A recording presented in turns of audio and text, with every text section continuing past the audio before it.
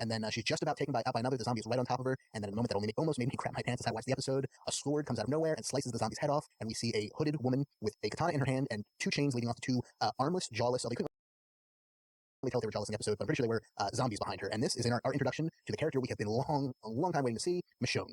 We're not going to spoil too much, except to tell you that, at least in the comics, she was a lawyer, just like Andrea, before the zompocalypse. The zombies behind her are important. They're not just for show. They're not just to be, oh, isn't that cool looking? There's actually a reason that she has that. And did I mention she's awesome? Because she's awesome. I think the word you're looking for is completely badass. Yeah, that would work too. This scene actually happens a little later, and I know we're not going chronologically, but we did skip the part where the group decides to stay and hunker down and camp out for the night. But I thought that happened after this. I wasn't 100% sure. No, but and like I said, it doesn't matter. We can talk about it in order. But okay, so let's talk about Michonne. Now, last week, John and I had said that he and I were privy to some of the spoilers for this finale, and that reminds me of another talking point. Did anybody notice? Let's get back to the Michonne thing in a second. Did anybody notice at the beginning of this? You know how you're watching the show and you see in the lower right hand corner the little AMC bug? Yeah. Okay. In the left hand corner, sometimes they'll put up another advertisement for either you are watching whatever show happens to be at the time, or a little advertisement for another show on the network. Somebody somewhere screwed up and put Walking Dead premiere instead of season finale. It said premiere. Oh, actually, I think that's the thing AMC does when it's the first run of an episode. When it's the episode premiere, in other words. That might not have been a screw up because they run them several times during the night that same episode. So I think it's the first time they put a new episode there. Oh, okay. Well, that makes sense too. Okay, so never mind. Back to Michonne. John and I had read the spoilers about this, so I knew what was going to happen. And there's no way for John and me to know whether the spoilers are accurate. But so far up to this point, everything had happened the way it had happened in the spoilers. Even though I knew what was about to happen, when Michonne stepped out and did that, and then we see that picture of her with the two zombies, I literally stood up, my hands up in the air like the touchdown signal, and yelled at the top of my voice with excitement and cheer. It was just so cool, goosebumps. I never expected to have that kind of reaction when I knew something was coming. But oh my gosh, I immediately rewound and watched it again. That's how impressed I was. It's kind of funny because I can't remember which episode it was, but somewhere early in the season, or maybe it was before the season started. We kind of did predictions or whatever. One of the things I said was I thought the last scene of this season was going to be a character walking up, with the kind of hooded and the sword, and it was going to be Michonne. So I wasn't too far off. So it's funny. As soon as I saw the Andrea on the ground, the zombie coming at her, and I was like, there's no way that they have drugged this out of her running through the forest, killing off all these zombies for her to just kind of fall down and get eaten. It's like why go through all that? As soon as I saw that sword slice, I was like effing Michonne, and sure enough, I said it literally out loud, and sure enough, they cut over and you see this hooded figure dragging the two zombies on the chains, and I kind of had a similar reaction. Who's dressed identically to how she is in the comic, which is so nice. And I once they showed her and it wasn't clear as to who she was, I was like, oh, they're not going to show her actual face, that they, obviously because they haven't casted her. But I also thought brilliant job on the part of the producers because they put out there, okay, we're casting the governor. This is who it's going to be. David Morrissey's going to be the governor season 3. So everybody, they didn't say anything about the prisons. Everybody was all abuzz about the governor. And I think for the most part, everybody just kind of forgot about Michonne. I think they thought, okay, we're getting the governor in season 3, so that's our deal. So the fact that they were able to kind of sneak this in, I mean, obviously spoilers out there, but just in general, sneak this in kind of a little bit under the radar, I thought was really, really awesome. It was excellent stuff. We were talking about this before we started recording, and I had actually been thinking the same thing about the last week, and I should have said it last episode. But yeah, the simple fact that they kept hyping, they'd said way back in the beginning of the season, Michonne season 3, Michonne season 3. Yet the sheer fact that they hadn't mentioned anything about her for months, and that this is no spoilers at all, but you can't really have the governor story without her being there. She's a very important part of that story. Just made me think, man, it's really suspect that they haven't talked any casting for her, and that says to me she's already been cast, and she'll probably show up again as a stand-in. This probably was a stand-in, we don't know for sure, but this actually leads right into our final news story, which we didn't mention before. They have cast Michonne. It's going to be the actress Denai Guerrera, I believe is how you pronounce it. Denai Guerrera, and she was on the show Treme, and also a movie called was it The Visitors? I'm blanking on that now. But didn't they announce on Talking Dead that it was a stand-in, or is that something I saw on Twitter today? I think Chris Hardwick said he thought it was a stand-in, but then they gave the casting, so it very well could have been a stand-in, or it could have been her. I don't know. I'm pretty sure it was a stand-in, given that they shot this months ago. And if it was really her when they did the extreme close-up, I would imagine if it was really her, they would have just gone in and shown her face. But well, you could see a little bit of her mouth last night. Well, for kind of a different take on it, I watched this with my wife, and I've read all the comics, and she hasn't read any. And that scene came up, and I'm like, oh crap, it's Michonne. That's so awesome. And she's like, well, what's so awesome about Michonne? I mean, she was interested, but I mean, I think all of us have read the comics, so we know the character Michonne and why we're all excited about her being part of the storyline. But I'm wondering how well that played with people who aren't familiar with the comic, who only watch the show. This is a mysterious figure. I mean, it's a nice mystery to tease into the next season. But I wonder if they're as excited about seeing things like that, and what we're going to talk about at the very end of the episode, as we are, because we know these things from the comic. Well, I watched this episode with my mother. I like to watch it with her because she kind of likes some of the same stuff I do, and so it's a treat to watch it with her because I can hear her comments and stuff like that. When Michonne showed up, she goes, "Ooh, who is that?" It's the sword factor, the sword and the zombies. I mean, my wife was interested enough that she ended up looking up Michonne on Wikipedia, even though she hasn't read the comics, just to find out more about her. I think it's a brilliant marketing move because, and I think it was just like an Easter egg. It's like, why is Cap Shield in Iron Man, or why do they do little things like they do? Show the minute and a half sequence or the 30-second sequence at the end after the credits. I think that's totally geared towards us, towards us, comic geeks. But on the other fold, it gets everybody talking. It's like, who is that? So people, during the off season, it helps build that hype. I mean, and again, this is a show that, just like the comic, and we said it before, it's such an anomaly. It's actually increasing its viewership over time instead of decreasing it. Well, the same thing happened to the Walking Dead trades. And I guess the comic itself, it got more and more readers as time goes on. It continues to climb. Yeah, every month it typically gains more and more, sells more and more issues, as opposed to every other comic on the face of the earth, which year over year, absolutely declines. The trend is definitely downward on almost every comic except The Walking Dead. If anybody wants to see the cover of the comic for the first appearance of Michonne, which I believe was Walking Dead issue 19? Sounds right. I have the cover up in the Facebook group. It's definitely 19. I'm looking at it right now. Cool. And I also have a page from the issue where you can kind of get the comic comparison of her first appearance, which I think they purposely did very close in the TV show. They kept it pretty tight. Hey, Jordan, look right on the Facebook page, look right above Johnny's post, and you can see a post from Richard Sheldon, our friend. Yes, I saw that. He's got a picture of a bunch of red-shirted Star Trek characters, and the caption is The Walking Dead. Yeah, that's right. very awesome. Yeah, it's funny. And I lied before when I said that was our last news story because we actually have one more regarding Michonne. John, do you want to tell us about that one? Because I think you first posted it. Yes, Jordan. The origin of the comic version of Michonne will appear in the next issue of Playboy magazine, strangely enough. There was some kind of deal struck where there's going to be a 6-page origin story for Michonne in the next edition of Playboy, which, Brad, I think you said is coming out on Friday? Yeah, I think that's what I read. Is that Like you don't know off the top of your head. Is that when it typically comes in the mail? I don't get it in the mail.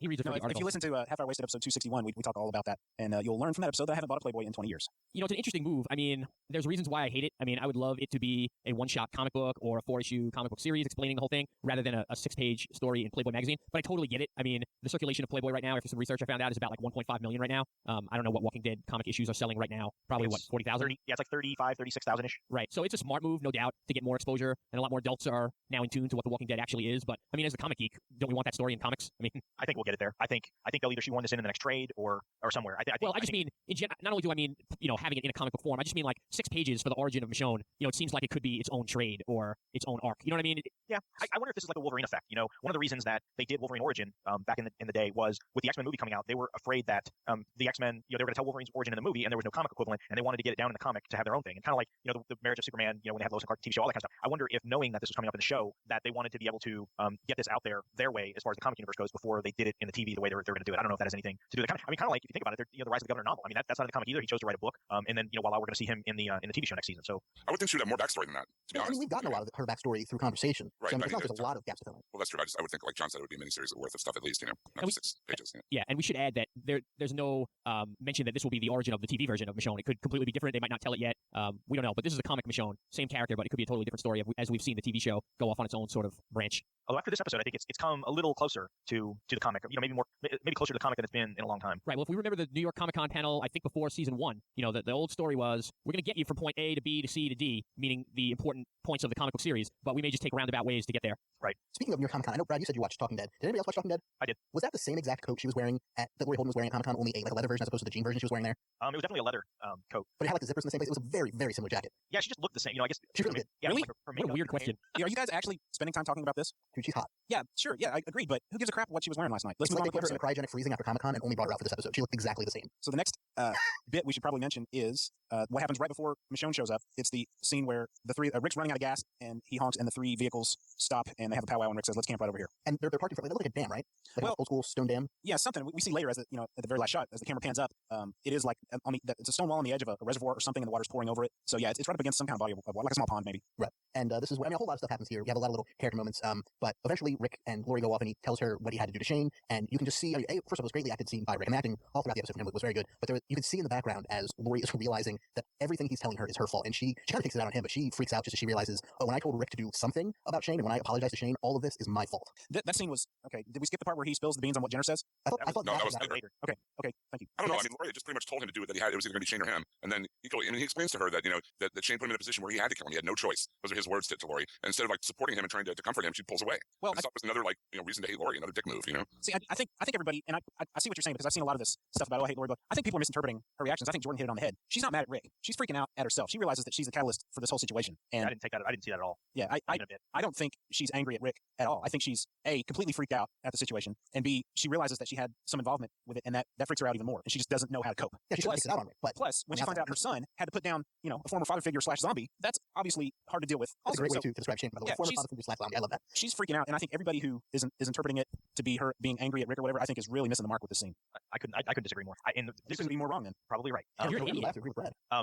You're a dummy. This is the part of the episode where I really had a problem with the writing, and I really wanted to throw my shoe through the TV because I just really thought it didn't ring true at all. Because and the reason I say that is if you look at how she reacts to what Rick is telling her, and you look at the way she looks at him, and the way to me that was all directed at him. That was not like, oh my god, I can't believe what I've done, because she didn't put her hand to her mouth, or she didn't kind of look away, or she was just, that look on her face was just fierce, and she was mad. And Rick tried I'm to totally with you on this, Russ. I'm Yeah. totally behind you with this. You guys need to rewatch that scene again because I think it's very off. But I mean, and I kept looking at it, and even later in the episode when he tells the rest of the group, she still, is throwing daggers at him, and I was like, this doesn't make any sense to me at all. Like, I don't understand writing wise what they're doing, because she sets all this in motion, and then she has that conversation with Shane, but yet she still sees that he's unhinged even when she tries to apologize, and then Rick basically says, he came at me, he did, explain that way that somebody, Rick goes out of his way to say how this isn't Lori putting this in motion. What happened? This is him. Well, I guess it is in a way because of the conversation she had with Shane, but this isn't a direct reaction to Lori's conversation with Rick. This is Shane led him out there, and he explained to her, I tried to give him a way out, I tried to get him not to do it. He just kept on and kept on, and he got me to the point where I had to do it. And like I said, I don't even think this isn't even a Lori hate thing. This is just like I just had a real problem with the writing on that scene. I mean, if the rest of the episode wasn't so awesome, like if this would happen in the middle of the season, this episode would have been like a 1 for me. It just really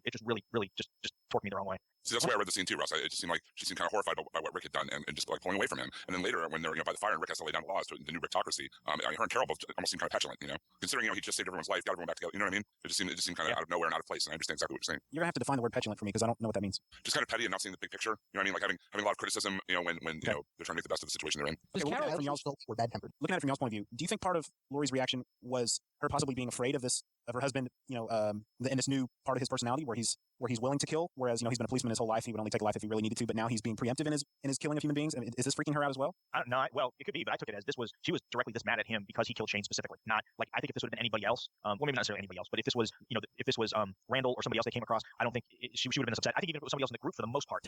And yeah, or Daryl or whoever, Jimmy. If he explained it the way he did, I think she would be behind him. But I think it was because it was Shane specifically. Like I said, I'll go back and rewatch it. But man, I really paid. I was pretty fixated on her specific body language, and I didn't get that at all. I'll watch it again, and I wanted to comment on the mechanics of the scene. This long speech, it was awesome. It was a solid 2.5 minute uninterrupted shot. And she does put her hand to her mouth. I just argued that, by the way, but it's a solid uninterrupted one take of Andrew Lincoln doing this, and some fine acting on his part, and Sarah Callie's behind, just reacting with facial expressions and stuff. But that's hard to do. It's hard to go 2.5 minutes, for one scene like that. And I love the angle he chose. He chose it to where Rick is facing the camera, and we're looking back, and Laurie is kind of facing the back of the set. Like he didn't face Laurie to say this. He looked away, and the way they positioned the camera and shot that scene, I agree. It was, as big of a problem I had with it from a writing perspective. I thought Andrew Lincoln's part was just phenomenal. I mean, just incredible. And the way the shot was constructed, I was very, very pleased with. So after the scene, they head back to the group, and I guess the next scene actually takes place a little bit later because it was late in that scene in the dark when they're back at the campus starting at nighttime. And Jordan, yeah, and this is where the actual Michonne scene takes place, right after this conversation between Rick and Laurie. Okay, so they use that to bridge the yeah. She walks off, and then we see Michonne, and then it cuts back to camp at night where everybody's sitting around beside the dying fire. Yeah, exactly. Where we get the episode. So even before this scene, there's a bunch of important discussions here, so I'm getting a bit mixed up. But before that, there was the revelation, the discussion. Rick tells everybody what Jenner told me is that we're all infected. In other words, you die, you become a zombie. We talked about it last week, so we don't need to get into the specifics there. But just like we said, well, why wouldn't he tell them? That's what the group wants to know. Why wouldn't you tell us? And he gives the best answer he could. I didn't think that it was the time to do it. I didn't want to freak you out. Maybe I made the wrong call, but it was my decision. What do you guys think? Do you think it was wise to hold this from the group? No. It doesn't change anything. That's what I mean. And that's another part I had with the writing. It was like you're having these people all react poorly to this, and it's like, what does it change? It changes nothing. Rick even said that. Rick even said that. He said, what difference would it have made if you'd already known this? And I think they're just pissed that somebody's withholding information. I don't think that they're mad that, oh gosh, I wish I had known for the last 5 weeks that I was infected, but I just think they're mad that this guy they have been looking up to protect them has withheld something that's fairly important. Right. Like, what else are you not telling us? Exactly. Yeah, I guess. It just seemed like they were a little peeved about this specific piece of information, and I was just like, what difference does it make? If you're dead and you come back as a zombie, or you're dead and you're dead, you're not going to know it one way or the other. But if your companion dies and you don't know if they're going to come back, and the next thing you know, they've got their jaws wrapped around your neck, you're going to be pretty pissed that you were never told that this could happen. Yeah, I would be with that group saying, excuse me, you never told us that? Well, listen, Rick didn't know if what Jenner said was true or not until last episode. That's very he was a little cuckoo for Cocoa Puffs. I mean, he blew up the whole facility because he didn't want to deal with it anymore. So he wasn't exactly all his fries in his Happy Meal. I was watching Twitter a little bit at this point, and when this revelation was given, I'm going to say roughly 1,500 of our 2,000 plus Twitter followers said, "I called it." So yeah, everyone knew it. Everyone called it. Yeah, once we learned that Laurie was pregnant, that obviously was not what the big secret that Jenner had. So it had to be something along these lines. Yeah. Now, Jordan, we cut back to them sitting next to the fire. Yes, and at this point, I mean, Glenn and Maggie want to go out and get supplies, and Rick is telling them, no, you need to stay here. We're not getting split up again. We just got split up. We're not doing this again. We're staying together as a group. And there's a noise out in the distance, a cracking branch or something like that. And they want to go out and investigate. He says, no, you are staying here. We're staying together as a group. And I think the speech was absolutely great. I think the actual kind of anger from his part starts with, and they don't know that he killed Shane yet. He goes, I killed my best friend for you people. I have sacrificed everything. I have done this. I've done that. I've done the other. I'm the only reason basically that you people are still alive. If you don't want to deal with it, that's fine. You want to go out into the woods? Do that. But if you want to stay here with this group, it is not a democracy anymore. And this is what people behind the show, a lot of the reviewers, and I think we're probably with the calling the dictatorship. As far as he's concerned, from now on, they are doing things his way and his way alone. They don't like it, they can leave. Don't let this hit him on the way out. Just want to make a quick note as bravura as the performance was from John Bernthal last week. Andrew Lincoln really nailed the speech. This one and the other one that you referred to with Laurie. I mean, he is really acting at a really high level here. I thought he did a great job. Yeah, certainly. And there's a couple of good bits of dialogue here. One of which is Andrew Lincoln's when he's like, "Go ahead, there's a door. Send me a postcard." Yeah. I just love that line. I thought that was really, really well done. And then there's a little bit of conversation before Rick explodes between Carol and Daryl. And he says, what do you want? And she says, I want a man with honor. And Daryl's like, Rick has honor. And I thought that was neat, seeing Daryl stick up for Rick. And even earlier in the episode, when the rest of the group comes together on the highway, when they meet back where they left the stuff for Sophia, Rick and Daryl kind of have like a good to see a handshake when he drives up. So he even tells Carol, Rick's done all right by me. Right, exactly. So I really, and we talked about Daryl's character, how sometimes it's really awesome, sometimes it's not. Sorry about the noise, probably because of the writing and stuff. But his character was back to the cool Daryl that I think we all like so much in this episode. Going back to that scene on the highway, I love that shot they ended it on when everybody drove off, where it just hand over to the now almost completely gone, but just the paint's running of Sophia. Stay here, we love you, or whatever the sign on the car said. It was a nice little reminder of how far they've come, all the things they've done in the season, and that little bit of hope that they had left there of, oh, she'll come right back here. That hope is just out the window at this point. You think they'll make a Highway Walker action figure complete with Argyle sweater? The preppy zombie, as they called it, or preppy Walker. I thought that was pretty funny. Again, some good stuff from Herschel's character here. Also. Yeah, he's stuff for it too. Yeah, and Maggie's like, I think we need to leave. He's like, don't be foolish. This is that shot where T-Dog standing up on the stone fencing or whatever that is, and every once in a while during Rick's speech, T-Dog's there's something going on here. T-Dog's got this look on his face like he's just hiding something, or the wheels are turning, and some really good stuff from Irony Singleton. And somewhere in this area, it was a little bit before the whole semi-postcard discussion, he mentions that, we thought we were safe, the whole group has a discussion, but we thought we were safe at the farm. It didn't work. We still need to find a place where we can hunker down, where we can be safe, we can fortify. We need to find, I think they even use the word stronghold. They need to find something where they don't just think they're safe, but they can be sure that they're safe. And this leads us to the last shot of the episode, where they pull up, they zoom out, kind of reminiscent of the end of the pilot, actually, but not exactly the same, just they pull out from the group, and then the camera goes over that dam, over that lake, pulls out a little bit more, and we see off in the distance, the prison. And we won't get into spoilers of what happens at the prison, but we can definitely say that it is a major set piece in the comics, much bigger than the, well, it figuratively and literally much bigger than the farm. It's something we've been waiting for them to get to. A lot of story happens here, and we don't know what will happen the same way, but Kirkman has confirmed you'll be seeing a lot of that prison in season 3. I want to ask, so they must have been a long way away from the farm, right? To end up being this close to the prison and not even ever know the prison was out here? I would guess probably a couple hours. Yeah, I mean, what they did, I mean, granted, I've read the book, so I know, hey, prison might be a good place to hole up. But I think in general, there are prisons in my area. But if I was thinking what's a safe place to hole up in a zombie-apocalypse, prison's probably not the first place I think of as safe. So even if like Herschel and the Green family know it's there, I could very easily see it slipping their minds in terms of, hey, we should go here, or hey, Rick and your group, before we were trying to get my farm, maybe you should go over there. It's a place that's very easy to overlook in terms of, hey, that might be a good idea. This is kind of like the introduction of Michonne for me. I'm wondering how much that shot of the prison is going to have meaning for someone who doesn't know the comics as well as we do, someone who only watches the show. They would just be this ominous building off in the background. Well, yeah, I mean, like you said, ominous is a very good word, but and coupled with Rick's use of the word, and I think he used the word stronghold. Yeah. Coupled with that, it was very definite, intentional. Yeah, it was definitely intentional part of the conversation when he says we need to find a place to hunker down, to fortify, and then they show this. I mean, they're obviously making that connection. I mentioned that I watched this with my mom after the shot of the prison, and then it cuts to black. You know how it always goes to next week on Walking Dead or whatever. That thing came up, and obviously didn't say it this time, but she goes, "Is that it?" I said, "What do you mean? Is that it?" She goes, "I want more."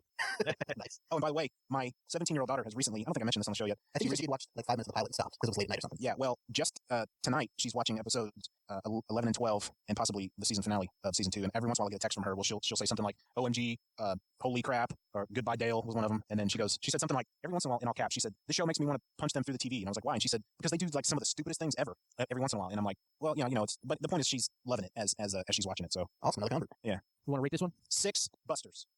Now, Wait a minute, you just broke the Buster scale. I did. I broke the scale. Now, I want to point something out.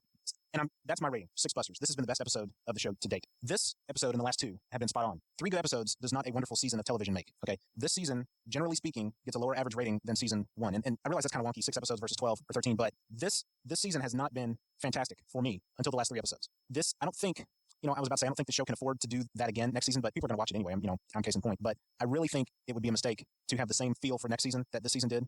It just, I'm trying not to be real negative, but I'm also just trying to be honest. I just think it would be a mistake to not try to radically shift the tone of next season away from what the first half of this, the first 2/3 of this season 2 was. It really needs to be balls to the wall from the get-go of season 3 on out to really drive home the possibility, the potentiality for a just kick butt TV show. And I don't think this season was kick butt. The last 3 episodes were 6 busters for this particular episode. Blew my mind. I think Kirkman and Mazzara obviously have, some impartiality, but basically they said, if you liked what we're doing with the last 3, 4 episodes of the season, that's pretty much what it's going to be from here on out. And especially going into season 3, that, they kind of admitted, kind of mea culpa that things were a little slow to get started, but we kind of finally got everybody to where we wanted them to be. And this is the kind of how it's going to be moving forward. So we'll see if that plays out. They've said stuff like, Glenn Mazzara said stuff like that before. Sure. At the mid-season, he's like, from episode 8 till the end, it's just going to be insane. And it wasn't. There was insane moments, but it wasn't a complete constant feeling of insanity like this last episode was. Yeah, that's what I said. The potential for the show to do that is there. It can be done, and it needs to happen more often for this show to be an amazing television show. This was an amazing episode of television. It was not an amazing season. I would say even those episodes in the second half of the season before these last 3, though, were, and I would actually say 4, because I would include 18 Miles Out as being right up there at the top for sure. But I think even the ones before that, Triggerfinger and Nebraska,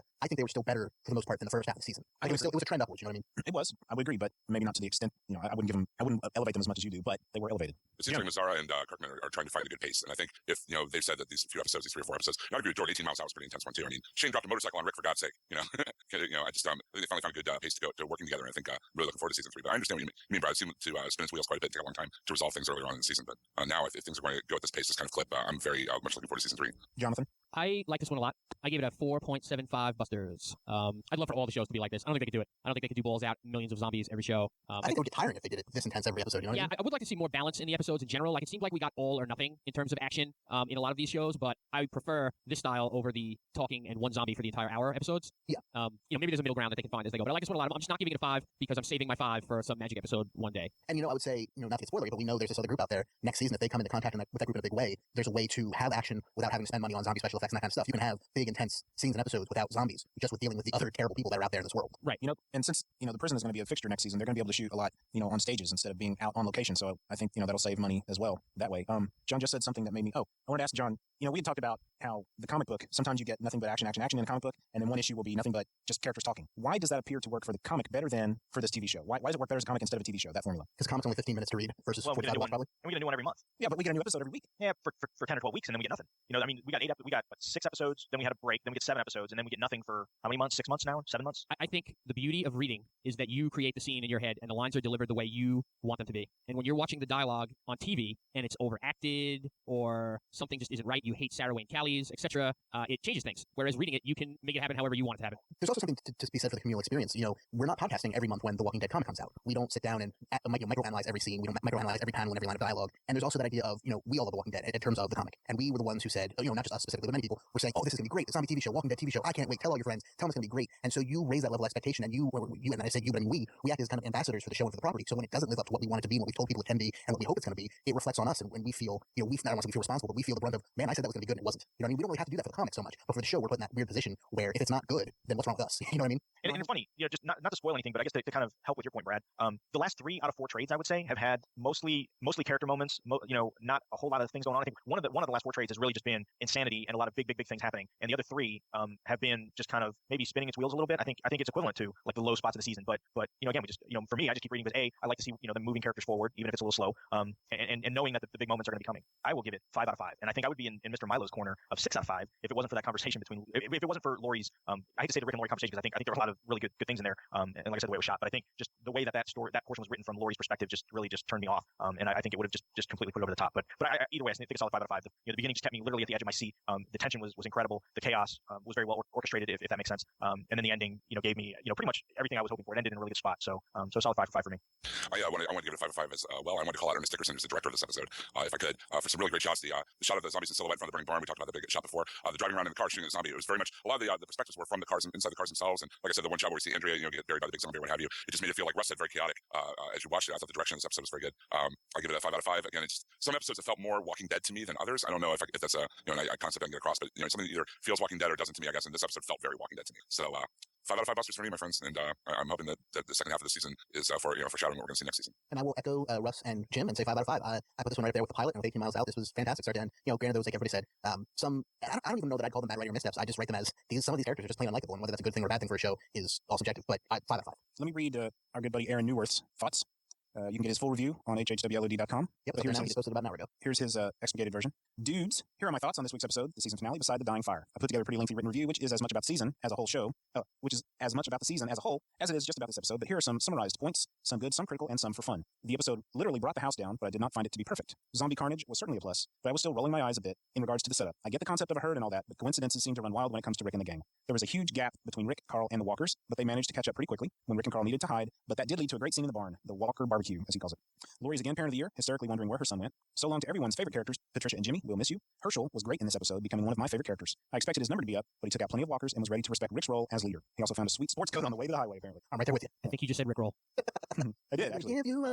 T-Dog's reveal that the coast was his idea from the start was hilarious, only because no one ever gave him a chance enough to talk about it to suggest it. Rick revealing Jenner's whisper, well, that was expected at this point, but I still don't care for him hiding it from everyone. But I also didn't like Carol being such a real witch about it either. Her reactions to Rick throughout this episode were pretty grating. Lori, again, what the hell, man? Be consistent. You wanted Shane dead, he tried to rape you, you listened to your husband explain that he was going to murder him and steal the family, yet you are mortified by Rick's story of what actually happened. If it makes sense to someone, that's great, but this episode fails in properly justifying that reaction to me, and to Jim and Russell as well. The Ricktatorship begins. Strong work by Andrew Lincoln. I just hope he doesn't become as unlikable as some of the other characters, or that season 3 puts him on a path for resolving his dual role as heroic leader and the Ricktator of the group. I really enjoyed everything involving Andrea. Her scenes were tense and led up to a great surprise for people, especially comic fans. Zombie carnage on the whole was great this episode and throughout the season. I wouldn't say throughout the season, but it was great this episode. Kudos to Nicotero and his team. Maybe he's talking about the actual makeup job that Nicotero and his team did. I would agree with that. It's been really good work on their behalf throughout the season. Amen. This was a very well shot episode and well scored. Director Ernest Dickerson and composer Barry McCreary did some great work putting this one together from a cinematic standpoint. For Busters, I do like the show as a whole, which is why I'm quick to criticize. There is lots of potential, which I wish could be matched on a week-by-week basis. That said, it still certainly does a lot more right than wrong and is exceedingly well made, regardless of budget and production woes. I do a better job explaining some points in the full written review, so please go there to see me justify my ramblings more. As always, happy to throw around some of my thoughts, keep it real, stay out of the swamp, and cheers to a great season 3. Thank you very much, Aaron. Thanks, Appreciate your input as always. 2 things his email made me want to talk about. One was the music, because I remember I had some issues with that last week. I did not have those same issues this week. I agree with him that the score was fantastic. It was tense and actually worked in the theme at one point when it needed to be. It was very heartfelt and moving when it needed to be. It wasn't mixed really loud like it was last week, and I just thought it worked. But on the second note, he mentioned, or he asked whether we will still be able to find Rick likable after this dictatorship turn, and that made me think of something. I guess Rush and Jim would you guys ask, do you think we might be getting a little bit of a Heisenberg with him? And if so, how awesome would that be? Maybe. I definitely felt like there was a switch that went off. And, funny enough, it almost kind of seemed a little Shane-ish, because he almost seemed like he was kind of going to that side where he was losing it a little bit, but then not. He still kind of maintained control. So, yeah, we're definitely seeing a transformation, and I think for the good of Rick. So, yeah, it'll be interesting to see how that comparison plays out. Yeah, I agree. Definitely the Rick at the end of this season is different than the Rick that we knew at the beginning. He is the man who knocks. Yeah, for those of you listening and podcast listeners who don't know, Heisenberg is from Breaking Bad. That's the best show on television you're not watching for most of you listening, but fantastic show. But that's beside the point. The main character, played by Bryan Cranston, when he kind of makes that dark side turn from school teacher to drug kingpin, he becomes Heisenberg, and Heisenberg is just this. I mean, really, you're watching a show where the main character is the villain, and not I mean, he's not the villain, but he's a very villainous character and a very dark character who has to do very dark things, very, very, very bad things to survive and keep his family safe. And that's a lot of what I think we're going to see from Rick, and that really excites me because I know how well they've been able to pull off Heisenberg. I'm looking at Glenn Mazzara's Twitter feed right now. He says, one of his tweets says, "We are building a prison," and we built this prison on rock and roll. Season 3 starts shooting in May, and there was one other I wanted to point out. Shoot. Oh, Nicotero is currently writing more webisodes. I think we've spoken about that, but that's actually good to hear him say that. There's just a guess, but if we're getting a Michonne backstory in the Playboy show's coming out, maybe Michonne backstory webisodes? Would that be cool? Very. Yeah, that'd be neat. Yeah. And again, he tweets here, Season 3 is the same pace as the past few episodes. I'll believe it when I see it, Mr. Mazzara. Okay, so anybody got anything else for this last episode of Season 2? No, I have some things, but I think they'll be better served with the season wrap up than this specific episode. Yeah, and As do I. now's a good time as any. We are going to be back before the end of the month. We may take a little bit of an extended week here. We've worked hard this half season and all our of best season. friends for you people. Yeah, exactly. And we're going to do a season wrap up. We're going to catch up on your emails, your voicemails. We may take some calls. You know what? We have to make a point next time we get together to take some phone calls. That'll be fun. And we'll let you know what's coming up in the off season. We have a few cool things planned for that. And I guess that's about it for now. So Jordan, do you have a clever ending for us one last time for season 2? Well, that's not right, but I have an ending. You can, of course, send us a voicemail, 516-468-7912, 516-468-7912, or leave us an email, comments at walkingdeadtv.com. Don't forget to check out our YouTube channel, Walking Dead TV Podcast. Check out our hhwlod.com for all of our great shows, Half Hour Waste with Brad, Legion of Dudes with me, Russ, Jim, and John, BKD Black Box, out now with Aaron and Abe. Aaron, who sent in the email before, has been keeping us up to date with his awesome reviews all season. Keep an eye out for our less regular shows at Media Minutes and the newly formed Tech Dudes, also featuring us. And of course, other shows can be found on Facebook as well. Check out forumforgeeks.com and follow us on Twitter at WDTV Podcast and at HHWLOD_network. Can I throw in one thing before you finish up? Sure. For any fans of Lost and the current Alcatraz TV show on Fox, all right, yeah. Brad and I have been doing Podcast, which has been a lot of fun. If you want to check that out. And the only reason I'm bringing it up right now is Brad and I are scheduled to have a very special guest for our next Podcast. Someone you might know by the name of Jorge Garcia. Nice. Who, of course, was Hurley on Lost, everybody's favorite character, Hurley. And he is Dr. Soto on Alcatraz. And he'll be with us with Beth, his girlfriend and partner in their many podcasts like Geronimo Jack's Beard and the current Diego Soulpatch, their Alcatraz podcast. So we're really looking forward to that. And we invite anybody to check out Podcast.com or heads up on the feed if you'd be interested in hearing that. Very cool. So until there's no more room in hell and the dead walk the earth, remember, next time you get caught reading a Playboy, just tell them you're reading it for the zombies. And have a good week. Good night. Good night. I am the snow. I am in the Taco Bell. I am the snow. I am in the Pizza Bell. It's my desire. It's my desire. It's my desire. It's my desire. It's my desire. It's my desire. It's my desire. Jordan, at your leisure. Hey everybody, welcome to episode. Actually, I want to do that in a different way. Hey, guys.